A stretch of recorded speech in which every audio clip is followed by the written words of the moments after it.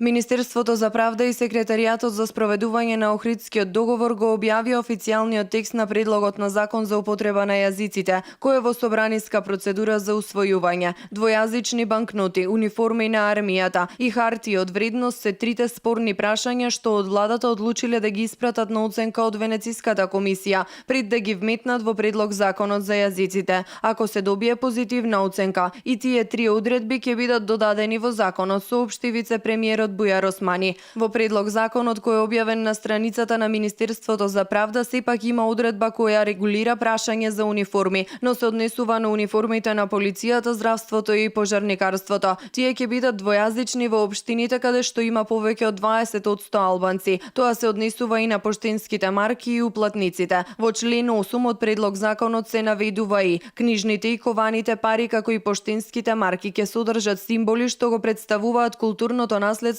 на граѓаните, што го зборуваат македонскиот јазик и неговото кирилско писмо, и јазикот што го зборуваат најмалку 20% од граѓаните и неговото писмо. Сите органи на државната власт ќе имаат двојазични веб страни. Освен на македонски јазик, на албански јазик ќе биде објавувана содржината на веб страните кои ги модерираат централните институции, јавните предпријатија, агенции, дирекции, установи и организации, комисии и правни лица кои вршат јавни овластувања согласно закон и други институции. Согласно предлог законот, сите закони и други акти донесени од собранието ќе се објавуваат на македонски и на албански јазик. Истото важи и за одлуките кои ќе ги носи владата. Покрај македонскиот во институциите службен јазик станува и албанскиот што ќе се применува во комуникацијата, употребата и примената во сите постапки на граѓаните пред сите органи што ја сочинуваат државната власт. Законот ги обврзува судовите, јавните обвинителства како и сите други органи, тела и институции да овозможат користење, употреба и примена на кој било од службените јазици и нивните писма во своите постапки. На албански јазик ќе бидат достапни и поштенските марки, уплатниците, фискалните извештаи, фактурите и бандеролите.